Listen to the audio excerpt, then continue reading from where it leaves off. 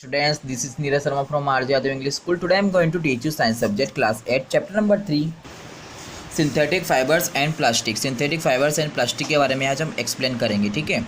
The clothes which we wear are made of fabrics, यानी कि जो हम कपड़े जो पहनते हैं वो फैब्रिक्स से बने होते हैं। Fabrics are made from fibres and obtains from the natural और आर्टिफिशियल सोर्सेज, यानी कि ये नेचुरली होते हैं और आर्टिफिशियल सोर्सेज के होते हैं। ठीक है। Fibres are also use to making and large variety of household articles, यानी कि आपने देखा होगा जो हमारे घर में जो बेडशीट होती है या फिर जो सोफ़ा सेट का जो कवर होता है, ठीक है, वो किससे बना होता है? फाइबर से बना होता है।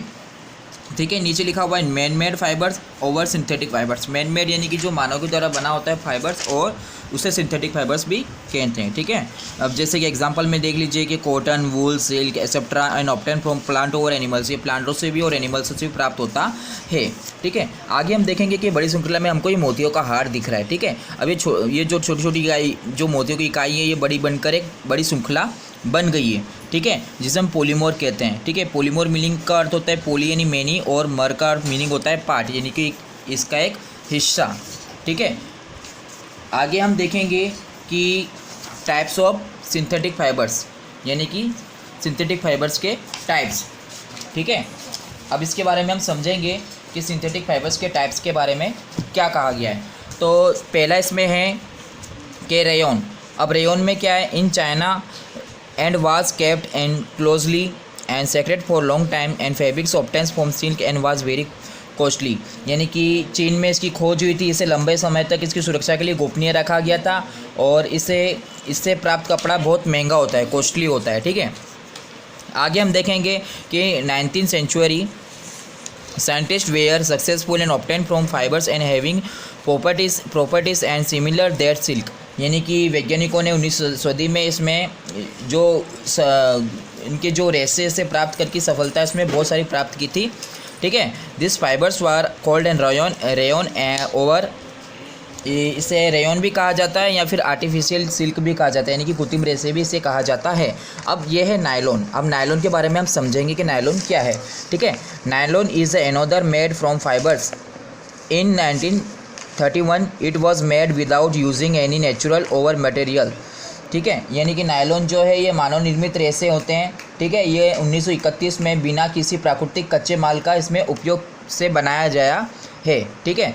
We use many articles made from nylon such as socks and rope, ten toothbrush होता है, कार सीट्स बेल्ट होते हैं। ठीक है। स्लीपिंग्स बैग होते हैं, यानी कि इन सब का उपयोग में इसमें लिया जाता है। ठीक है। इन सबको अब जैसे इसमें देख लीजिए क्या क्या दिख रहा है अपने को।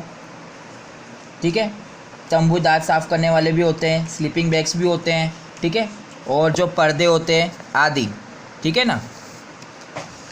आगे हम समझेंगे कि पॉलिस्टर एंड एक्रिलिक। ठीक है। पॉलिस्टर एंड एक्रिलिक के बारे में हम समझेंगे। तो polyester is another synthetic fibres are fabrics made from fibres and does not get wrinkled easily, यानी कि जो पॉलिस्टर एक अन्य रेसे संश्लेषित रेसा होता है। ठीक है। इसे आसानी से सिलवटें नहीं पड़ती है, जिसे मतलब आसानी से इसमें सिलवटें नहीं पड़ती है, इससे सरलतापूर्वक ये धुल भी जाता है, यानी कि इसमें इतना टाइम नहीं लगता है यार, इजी तरीके से ये धुल भी जाता है। ठीक है ना। आगे हम देखेंगे कि we wear sweaters use to shawl and blanket in the winter, यानी कि जो हमें सर्दियों में जो स्वेटर होते हैं, शॉल होते हैं, कंबल का उपयोग हम करते हैं। ठीक है। और इससे these are prepared for man other types of synthetic fibres और कोल्ड एक्रेलिक। ठीक है। हम इसे एक्रेलिक भी कहते हैं। इसे अन्य प्रकार के जो स्वेटर यूज पहनते हैं तो इसे हम एक तरह से एक्रेलिक भी कहा जाता है। अब इसमें लिखा है कैरेक्टरिस्टिक्स ऑफ सिंथेटिक फाइबर्स। ठीक है। संश्लेषित रेशे और इनके गुणधर्म के बारे में हम समझेंगे कि इसमें क्या कहा गया है। तो synthetic fibres possess characteristics which make them popular dress materials. ठीक है। Quickly and durable, less expensive, यानी कि जो इसमें संश्लेषित रेशों की गुणधर्म के बारे में ये बताया गया है कि जो ये शीघ्र सूख जाते हैं। ठीक है। और ये कम महंगे भी होते हैं और ये सुविधाजनक भी हमारे होते हैं। ठीक है। आगे हम देखेंगे कि हमारे प्लास्टिक के बारे में समझाया गया है। ठीक है। प्लास्टिक के बारे में हम देखेंगे कि हमें क्या बताया गया है इसमें। तो प्लास्टिक के बारे में, you must be familiar with many plastic articles and used every day, यानी कि हम अपने घर में प्रतिदिन हर रोज़ प्लास्टिक का उपयोग तो वस्तुओं में करते ही है, जैसे कि देख लो चेयर होता है, बाल्टी होती है, ठीक है। और ये प्लास्टिक की मतलब बहुत सारी जो वस्तुएं होती है जिनका हम उपयोग रेगुलर तरीके से करते हैं, ठीक है ना। अब हम इसमें देखेंगे कि such as plastic which gets deformed easily and heating, तो हम देखेंगे कि such plastic which gets deformed in easily heating and can be bent easily and known as thermoplastic, यानी कि जो गर्म करने पर आसानी से विकृत हो जाता है, सरलतापूर्वक मुड़ जाता है, उसे थर्मोप्लास्टिक भी उसे थर्मोप्लास्टिक कहते हैं, ठीक है। और on the other hand and there are some plastic which we when and molded ones and not be softened by heating and these are called thermosetting plastic, यानी कि दूसरी ओर से हम जो कुछ प्लास्टिक ऐसे होते हैं जो कई बार यानी साँच में ढल जाते हैं, तो उसे उष्मा देकर उसे नरम नहीं किया जा सकता, तो उसे हम क्या कहते हैं कि थर्मोसेटिंग प्लास्टिक कहते हैं, ठीक है। आगे हम देखेंगे कि plastic as materials of choice, जैसे कि इसमें फर्स्ट है ए, मान लो प्लास्टिक इज़ नॉन रिएक्टिव, यानी कि प्लास्टिक एक अन्य अभिक्रिया है।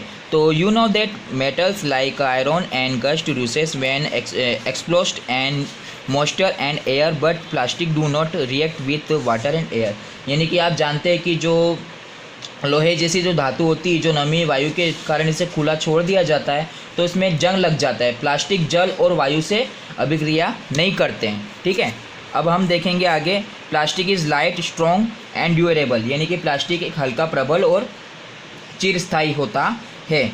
तो take to your parents over grandparents about the types of buckets and the wear use to in the past, यानी कि पूर्वकालीन में हमने जो अपने माता पिता हो या दादा दादी से बात करी होगी, तो उसमें बाल्टी हो, मग, आज भी उन सबका उपयोग करते हैं। मटेरियल्स ऑफ बकेट्स, मग्स, ठीक है, यूजिंग टुडे, अभी आज भी हम जैसे कि उनका उपयोग हम करते हैं, बाल्टी और मगों का आज भी हम उपयोग करते हैं, ठीक है। आगे हम देखेंगे किसके बारे में हमें समझाया गया है। तो आगे देखो, प्लास्टिक आर पुअर कंडक्टर्स, यानी कि प्लास्टिक एक कुचालक है। तो you have learn about that plastics poor conductors of heat and electricity, that is why electrical wires and plastic covering handles of screw drivers and made of plastic, यानी कि आपने जो ऊपर प्लास्टिक की उष्मा विद्युत का कुचालक है, तो इसे बिजली तार से ढके हुए होते हैं, तो इसे पात्रों से इसमें यानी हत्थे भी इसके द्वारा बने होते हैं, ठीक है। प्लास्टिक एंड द इन्वायरमेंट, यानी कि प्लास्टिक और पर्यावरण, ठीक है। तो अब इसके बारे में हमें क्या समझाया गया, when we go market we usually get things wrapped in a plastic and packet and polythene bags, यानी कि हम बाज़ार जाते हैं तो उसमें हमको प्लास्टिक की पॉलीथीन होती है, लपेटी वस्तुएं होती है, ठीक है। ये सब हमको, वो कोई भी सामान हम खरीदते हैं तो हमको उसमें खरीद के देते हैं, ठीक है ना। A material which gets and decomposed through natural process and action bacteria is called biodegradable and non biodegradable, यानी कि ये हमें जो पदार्थ होते हैं प्राकृतिक प्रक्रिया जैसे जीवाणु इससे अपघटित हो जाता है, तो इसे हम क्या कहते हैं, बायोडिग्रेडेबल भी कहते हैं या फिर नॉन बायोडिग्रेडेबल कहते हैं, ठीक है। ये दो हमारी प्रक्रिया होती है, जो पदार्थ जो प्राकृतिक प्रक्रियाओं से द्वारा सरलता से विघटित होता है, ठीक है। ये इस चैप्टर के बारे में हमें यही समझाया गया। Okay students, so thank you. Okay, enough.